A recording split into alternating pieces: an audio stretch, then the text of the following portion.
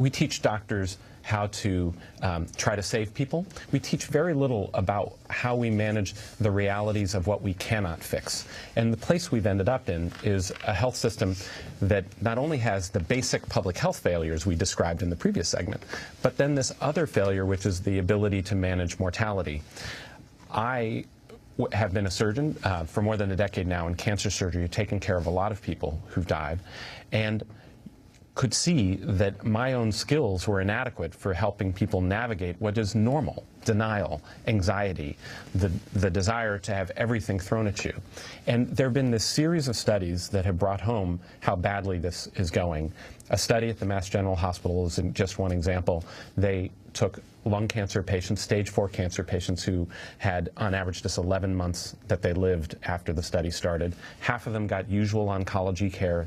The other half got a usual oncology care, plus a palliative care physician who had discussions with them early in the course about what happens if and when things don't work out so well.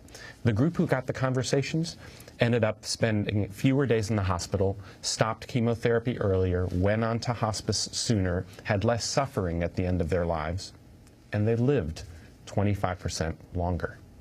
We're making bad decisions because we are unwilling as a profession and as families to begin earlier the discussions and planning for how we deal with end of life or just the aging process. You profile many cases in your book where patients suffer because of an inability to reckon with death or a refusal to do so. I'm wondering if you can profile one of them for us, Sarah Thomas Maloney. Yeah, Sarah Monopoly. So this was one that brought home to me. She was a 34-year-old woman who was diagnosed in her 8th month of pregnancy with metastatic lung cancer. I mean, this is as hard as you possibly can get. And she knew it was not curable.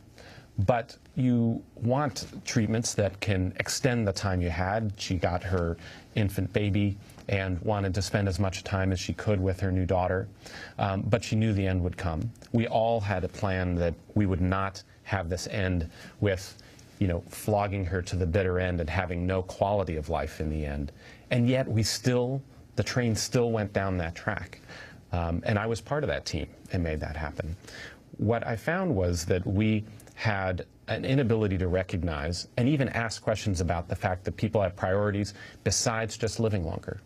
Priorities that include things like, well, I really care about whether my brain works as time goes on, whether I'm suffering with daily pain or not.